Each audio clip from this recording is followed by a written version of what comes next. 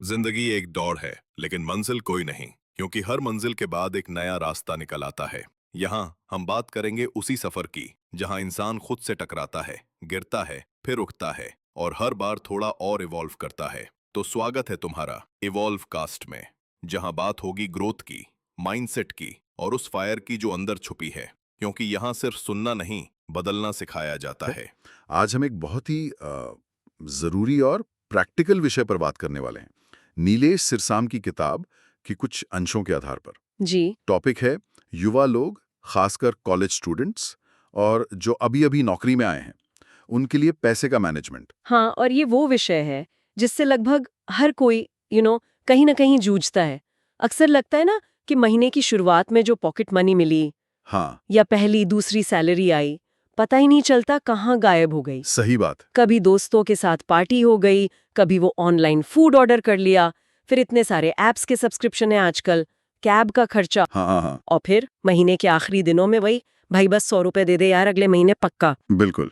ये बहुत common problem है। कॉमन जरूर है, पर अच्छी बात यह है कि इसे सुलझाया जा सकता है। ऐसा नहीं है कि ये सुलझ नहीं सकती। बिल्कुल। और यही आज हमारी इस चर्चा का कह सकते हैं मिशन है। नीलेश सिरसाम की किताब के जरिए ये समझने की कोशिश करेंगे कि कैसे थोड़े से स्मार्ट तरीके अपनाकर हम पैसे को बेहतर संभाल सकते हैं हाँ, और इसे अपनी कमजोरी नहीं बल्कि एक तरह की सुपर पावर बना सकते हैं। और सच कहूं तो ये उतना बोरिंग नहीं है जितना लगता है। नहीं नहीं, बिल्कुल नहीं। थोड़ा ध्यान दें तो ये काफी इंटरेस्टिंग हो सकता है ना। बिल्कुल। और लेखक का उद्देश्य भी काफी स्पष्ट है। नीलेश सिरसाम चाहते हैं कि युवा पीढ़ी बहुत ही सिंपल सीधी भाषा में पैसे मैनेज करना सीख जाए।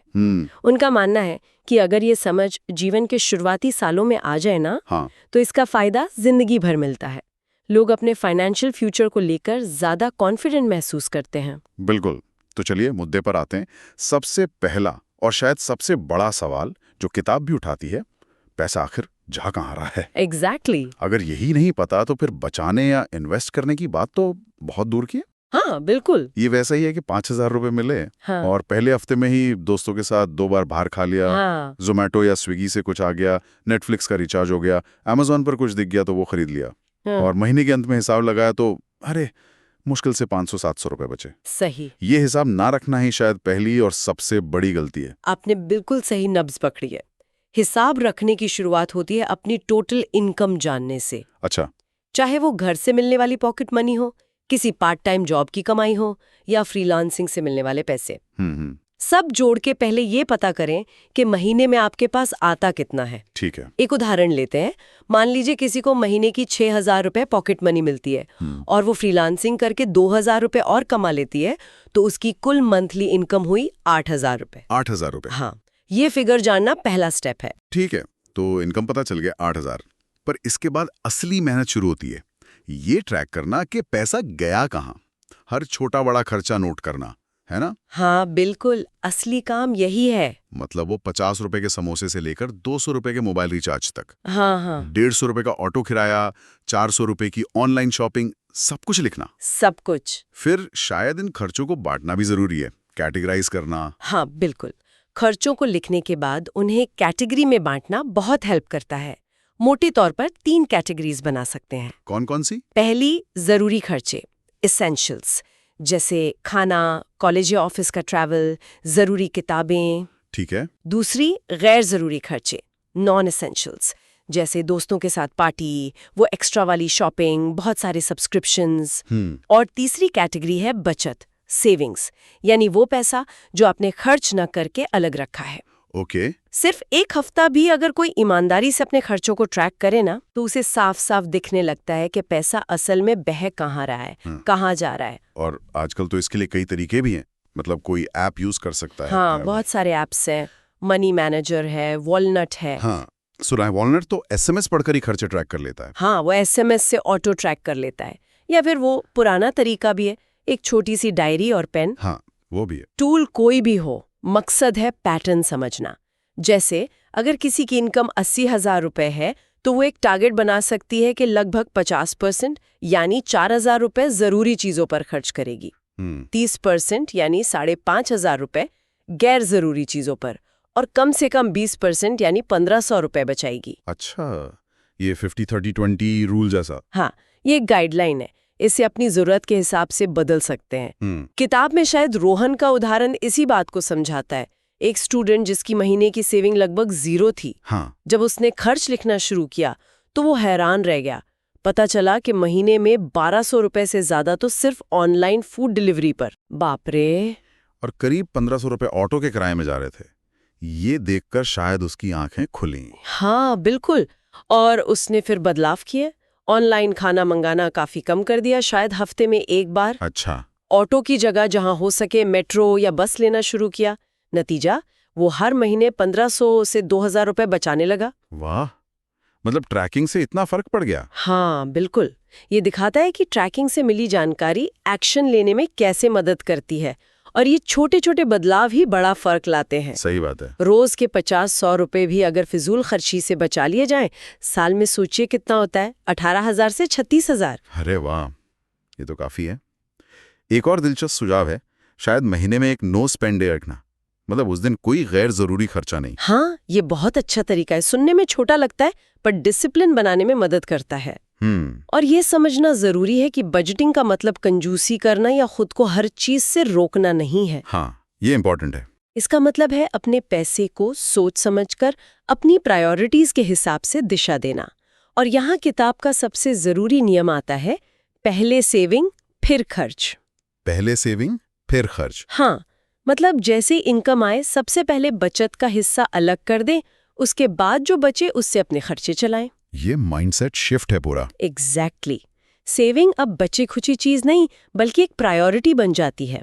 तो ठीक है, एक बार जब खर्चों पर नजर रखने की आदत बन गई तो अगला स्टेप आता है बचत की स्ट्रेटजीज बनाना। लेकिन कई बार युवा सोचते हैं, अरे यार अभी तो कमाने की उम्र है, बचत करके क्या मिलेगा, अभी तो एंजॉय करने के दिन है। हाँ, ये सवाल बहुत आम है। बचत क्यों जरूरी है आखिर? देखिए, बचत कई कारणों से जरूरी है। पहला, इमरजेंसी के लिए। जैसे मान लीजिए अचानक फोन टूट गया या कोई मेडिकल जरूरत आ पड़ी। ऐसे में बचत ही काम आती है, किसी के आगे हाथ नहीं फैलाना पड़ता। सही बात है। दूसरा, भविष्य के लक्ष्यों के लिए। किसी को नया लैपटॉप लेना है, किसी को बाइक, किसी को घूमने जाना है। हाँ। या शायद कोई अपना छोटा मोटा स्टार्टअप आइडिया ट्राई करना चाहता है।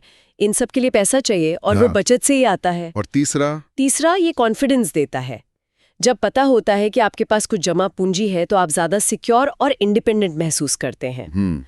बचत का मतलब खुद को वंचित करना नहीं है, बल्कि भविष्य की जरूरतों और सपनों के लिए तैयारी करना है। इसे अलग अलग लेवल पे कैसे किया जा सकता है? मतलब रोजमर्रा की आदतों से भी बचत हो सकती है? हाँ, बिल्कुल।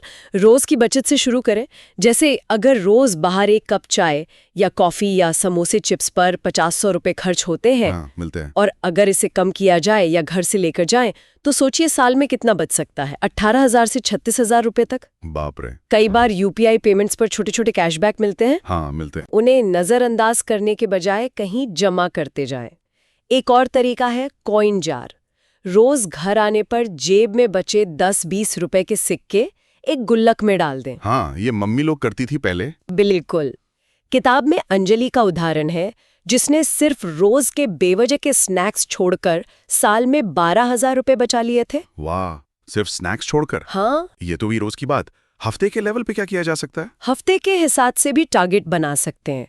जैसे तय कर लिया कि हर हफ्ते कम से कम 200 या 500 रुपए अलग रखने ही हैं। इसे किसी लिफाफे में रख सकते हैं या आजकल डिजिटल वॉलेट में अलग से पॉट या गोल बनाकर भी रख सकते हैं। हाँ, वो ऑप्शन होता है। वो नो स्पेंड डे वाला आइडिया भी हफ्ते में 1 बार ट्राई कर सकते हैं। अगर ऑनलाइन शॉपिंग करनी है तो हड़बड़ी में ना करें। उन दिनों का इंतजार करें जब अच्छे डिस्काउंट या कैशबैक ऑफर हो। स्मार्ट। अगर कोई हर हफ्ते सिर्फ 300 रुपए भी बचाता है तो महीने में 1200 रुपए और साल में 14,400 रुपए हो जाते हैं। ये भी अच्छा है। और महीने के लेवल पे वो 20-30% वाला नियम शायद सबसे ज्यादा पॉपुलर है। हाँ, ये एक अच्छा बेंचमार्क है। अपनी टोटल मंथली इनकम का कम से कम 20% से 30% बचाने का टारगेट रखें। मतलब 10,000 कमाते हैं तो 2,000 से 3,000 रुपए। बिल्कुल। और इसे आसान बनाने का सबसे अच्छा तरीका है बचत को ऑटोमेट करना। ऑटोमेट कैसे? यानी अपने बैंक अकाउंट में ऐसी सेटिंग कर दें कि हर महीने सैलरी या पॉकेट मनी आते ही एक फिक्स्ड अमाउंट अपने आप किसी अलग सेविंग अकाउंट या आरडी रिकरिंग डिपॉजिट में चला जाए। अच्छा, मतलब पता भी न चले और सेविंग हो जाए। हाँ, आरडी का मतलब है रिकरिंग डिपॉजिट, जहां आप हर महीने एक तय रकम जमा करते हैं और उस पर बैंक ब्याज देता है। आजकल कई ऐप्स जैसे ग्रो, पेटीएम मनी भी ऑटो सेव या ऑटो इन्वेस्ट की सुविधा देते हैं। लक्ष्य आधारित बचत, गोल बेस्ड सेविंग का कॉन्सेप्ट भी काफी दिलचस्प लगता है। मतलब किसी खास मकसद के लिए पैसा जोड़ना। बिल्कुल। जब आप किसी लक्ष्य के लिए बचत करते हैं, जैसे लैपटॉप फंड या ट्रैवल फंड, तो मोटिवेशन बना रहता है। हाँ, दिखता रहता है कितना जमा हुआ है। एग्जैक्टली। आप हर महीने उस फंड में 5,000 रुपए या 2,000 डालते हैं और देखते हैं कि आप अपने लक्ष्य के कितने करीब पहुंच रहे हैं। किताब में रोहित का उदाहरण है, जिसने 2,000 रुपए प्रति महीने की एसआईपी शुरू की थी। एसआईपी यानी सिस्टमैटिक इन्वेस्टमेंट प्लान। हाँ, जिसमें हर महीने एक तय रकम म्यूचुअल फंड जैसी योजनाओं में इन्वेस्ट होती है। रोहित ने ऐसा 5 साल तक किया और उसके पास 1,50,000 से ज्यादा जमा हो गए। 1,50,000 सिर्फ 2,000 रुपए महीने से? हाँ, ये दिखाता है कि नियमित छोटी बचत भी लंबे समय में बड़ी रकम बन सकती है। Power of compounding. कुछ और छोटे छोटे हैक्स भी शायद काम आ सकते हैं, जैसे क्रेडिट कार्ड या आजकल बहुत चलने वाले BNPL, बाय नाउ पे लेटर, इनसे बचना। हाँ, ये बहुत जरूरी है, खासकर शुरुआती दौर में। जैसे ही पैसा आए, बचत का हिस्सा तुरंत अलग कर दें। ओके। क्रेडिट कार्ड और BNPL स्कीम्स आकर्षक लग सकती हैं। अरे वाह, अभी ले लो, बाद में देना। लेकिन अगर आप समय पर भुगतान नहीं कर पाते तो इन पर बहुत ज्यादा ब्याज लगता है और आप कर्ज के जाल में फंस सकते हैं। BNPL मतलब अभी खरीदो, बाद में पैसे दो। एक और तरीका है कि गैर जरूरी खर्चों के लिए अपने UPI वॉलेट में एक लिमिटेड अमाउंट ही रखें। अच्छा, क्यों? ताकि आप चाहकर भी ज्यादा खर्च ना कर पाएं। वॉलेट में पैसे ही नहीं होंगे तो कैसे करेंगे? ये सही है, कंट्रोल करने का तरीका। बिल्कुल। इन सब तरीकों को मिलाकर, जैसा किताब में बताया गया है, महीने में 4,700 रुपए या उससे ज्यादा बचाना बिल्कुल संभव है। 4,700 रुपए प्लस हर महीने? हाँ, जो साल में 56,000 से भी ज्यादा होते हैं। सोचे ये रकम आपको कितनी फाइनेंशियल आजादी दे सकती है। ये तो बहुत बड़ी बात है। अच्छा, बचत करना तो समझ आ गया, लेकिन कई लोग सोचते हैं कि बैंक अकाउंट में पैसा रखकर क्या होगा, वो तो उतना ही रहेगा। महंगाई बढ़ रही है। सही सवाल। यहीं पर शायद निवेश की बात आती है, इन्वेस्टमेंट की। बिल्कुल सही। बचत पहला कदम है, लेकिन अगर आप चाहते हैं कि आपका पैसा सिर्फ सुरक्षित न रहे बल्कि समय के साथ बढ़े भी, हाँ, तो निवेश करना जरूरी है। मान लीजिए आपने मेहनत करके 2,000 रुपए बचाए। ठीक। अब आप उससे पिज्जा पार्टी कर सकते हैं जो एक दिन में खत्म, या आप उसे कहीं इन्वेस्ट कर सकते हैं, जिससे वो पैसा समय के साथ, मान लीजिए 5-10 साल में बढ़कर 5,000, 6,000 या शायद उससे भी ज्यादा बन सकता है। अच्छा, यही है निवेश, अपने पैसे को काम पर लगाना ताकि वो आपके लिए और पैसा कमाए। और निवेश करना क्यों जरूरी है? क्या सिर्फ पैसा बढ़ाने के लिए? पैसा बढ़ाना एक कारण है, लेकिन एक और बड़ा कारण है महंगाई, इन्फ्लेशन। महंगाई का मतलब है समय के साथ चीजों का महंगा होना और पैसे की खरीदने की शक्ति का कम होना। हाँ, जैसे आज जो 100 रुपए का है, हाँ, हो सकता है 5 साल बाद वो 130 या 140 का मिले। अगर आपका पैसा सिर्फ बैंक अकाउंट में पड़ा है तो वो महंगाई को बीट नहीं कर पाएगा। उसकी वैल्यू कम हो जाएगी। एग्जैक्टली, उसकी असली कीमत कम होती जाएगी। निवेश आपके पैसे को महंगाई की दर से ज्यादा तेजी से बढ़ाने में मदद कर सकता है। ओके। इससे आप अपने फाइनेंशियल लक्ष्यों तक जल्दी पहुंच सकते हैं और सही मायने में फाइनेंशियल फ्रीडम पा सकते हैं। लेकिन निवेश, इन्वेस्टमेंट, इस नाम से ही कई लोग डर जाते हैं। लगता है कि इसके लिए बहुत सारा पैसा चाहिए होगा, बहुत जानकारी चाहिए होगी। क्या ये सच है? ये एक बहुत ही कॉमन मिथ है, लेकिन सच नहीं है। आप बहुत छोटी रकम से भी निवेश शुरू कर सकते हैं। कितना छोटा? 100 या 500 रुपए प्रति महीने से भी। सच में? 100 रुपए से? हाँ, बिल्कुल। किताब का एक महत्वपूर्ण संदेश यही है, निवेश शुरू करने के लिए बड़ी रकम या बहुत ज्यादा ज्ञान की जरूरत नहीं है। जरूरत है तो बस शुरुआत करने की। तो शुरू कहाँ से करें? शुरुआती लोगों के लिए कौन से ऑप्शन अच्छे हो सकते हैं? शुरुआती लोगों के लिए कुछ सिंपल और कम रिस्क वाले ऑप्शंस हैं। बताइए। पहला, म्यूचुअल फंड्स। म्यूचुअल फंड्स, खासकर SIP के जरिए। म्यूचुअल फंड और SIP थोड़ा समझाएंगे?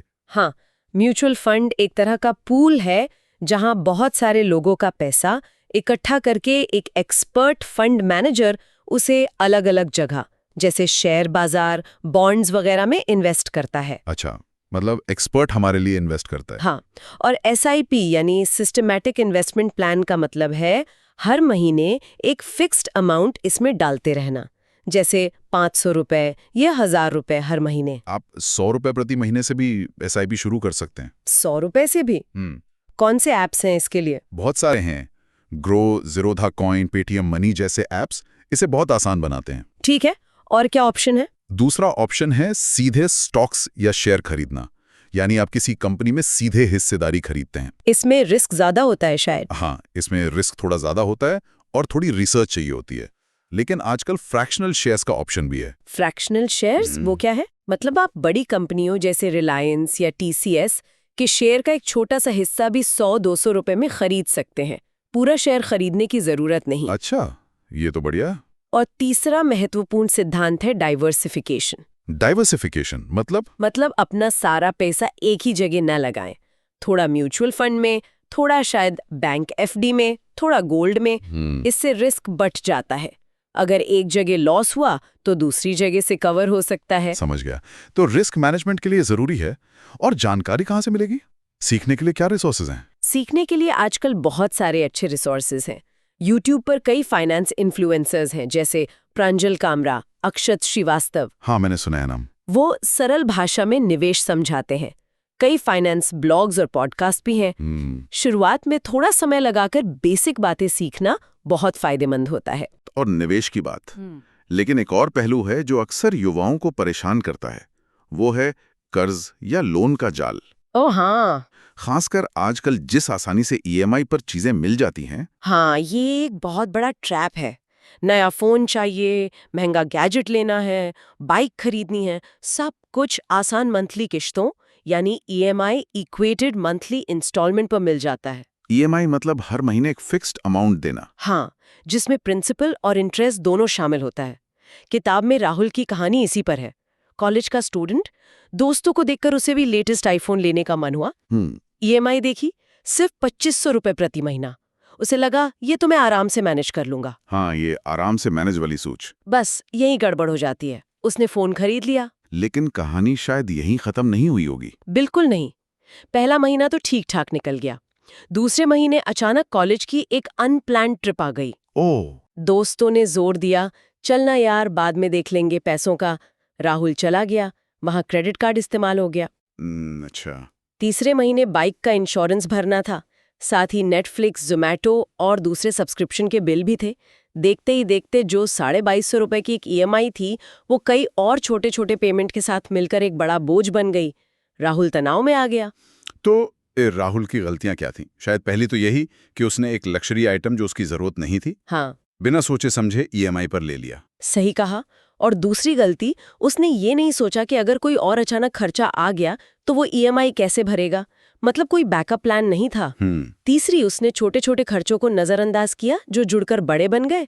और चौथी, उसने क्रेडिट कार्ड को एक्स्ट्रा पैसा समझ लिया। हाँ, ये बहुत लोग करते हैं। ये नहीं समझा कि ये भी एक तरह का उधारी है जिसे समय पर चुकाना बहुत जरूरी है, वरना भारी ब्याज लगता है। तो इससे सबक क्या मिलता है? लोन कब लेना चाहिए और कब नहीं? सबक ये है कि लोन सिर्फ जरूरत की चीजों के लिए लेना समझदारी है, जैसे पढ़ाई के लिए एजुकेशन लोन, घर खरीदने के लिए होम लोन या किसी बड़ी मेडिकल इमरजेंसी में। ओके। शौक की चीजों, गैजेट्स या फैशन आइटम्स के लिए EMI या लोन लेना अक्सर बाद में टेंशन ही देता है। और क्रेडिट कार्ड? क्रेडिट कार्ड का इस्तेमाल बहुत सावधानी से करना चाहिए। अगर आप पूरा बिल हर महीने टाइम पर नहीं चुका सकते तो क्रेडिट कार्ड दुनिया के सबसे महंगे लोन्स में से एक बन सकता है। क्यों? क्योंकि इस पर ब्याज दरें, इंटरेस्ट रेट्स बहुत ज्यादा होती हैं, 30-40% सालाना या उससे भी ज्यादा। बाप रे। हाँ। और अगर किसी पर पहले से लोन है तो उसे मैनेज करने के लिए क्या तरीके अपनाए जा सकते हैं? कुछ स्मार्ट आदतें हैं। अगर एक से ज्यादा लोन है तो जिस लोन पर इंटरेस्ट रेट सबसे ज्यादा है, जैसे क्रेडिट कार्ड का बिल, हाँ, अक्सर वही होता है, उसे सबसे पहले चुकाने की कोशिश करें। एक डायरी या ऐप में अपने सभी लोन, उनकी EMI और ड्यू डेट्स लिखकर रखें। एक डेट ट्रैकर बना लें।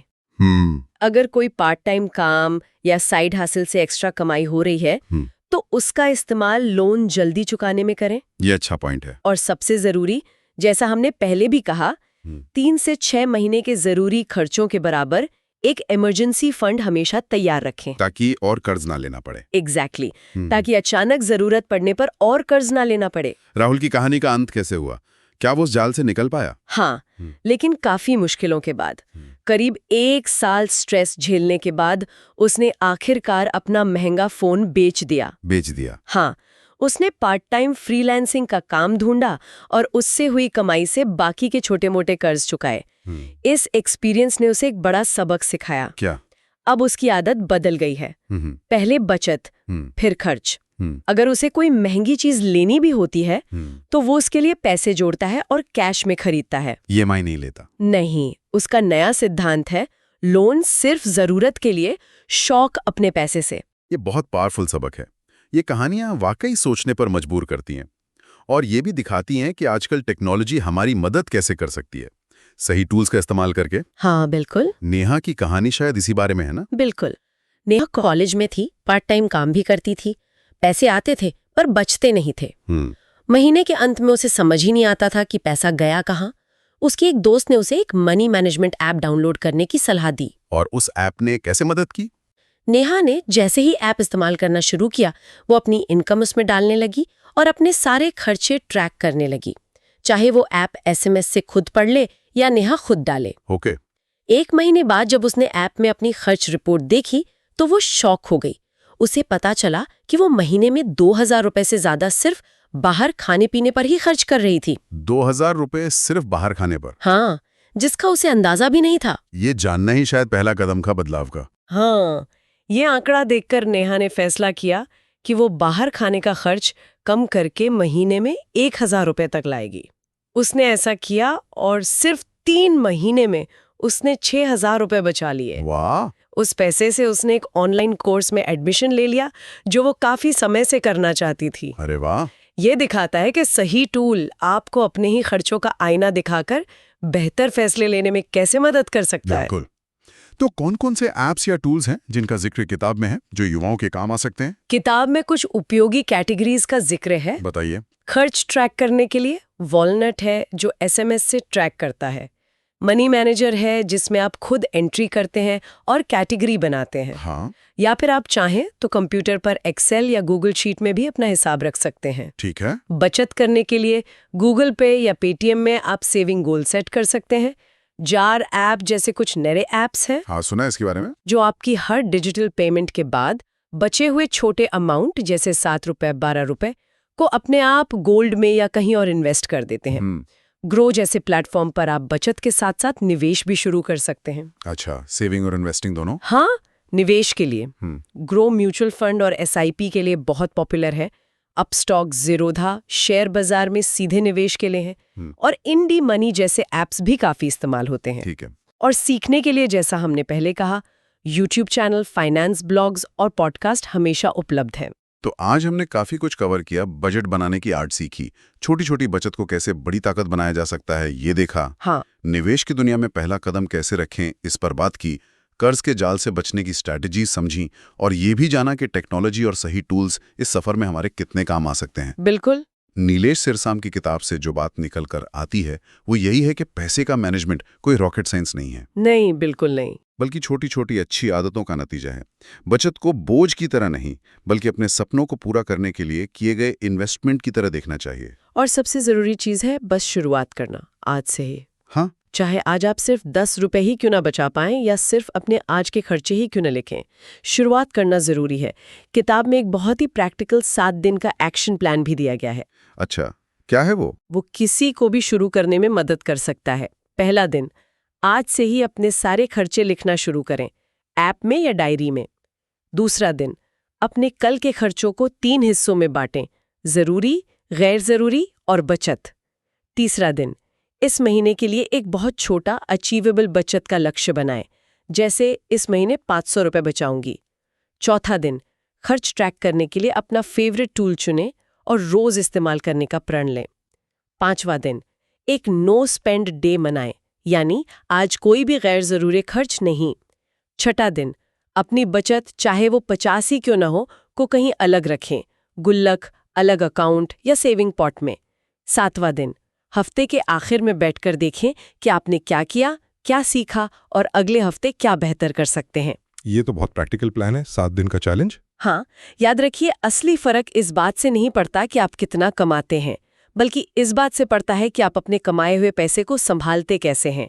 आदतें ज्यादा मायने रखती हैं। बिल्कुल सही कहा। और जाते जाते एक विचार छोड़ जाते हैं। जैसा कि किताब में कहा गया है, इस किताब का मकसद सिर्फ जानकारी देना नहीं था, बल्कि आपको पैसे का मालिक बनाना था, गुलाम नहीं। पैसा एक टूल है और ये तब तक आपके लिए काम नहीं करेगा जब तक आप इसे सही दिशा नहीं देंगे। तो आज वो कौन सा एक छोटा कदम होगा जो कोई अपनी वित्तीय स्वतंत्रता की इस यात्रा को शुरू करने के लिए उठाएगा? हाँ, वो पहला कदम कौन सा होगा? क्योंकि ये यात्रा किसी और दिन नहीं, यहीं से, अभी से शुरू होती है। अगर तुम्हें ये वाइब पसंद आए तो दिल से लाइक करो, शेयर करो और सब्सक्राइब जरूर दबाओ।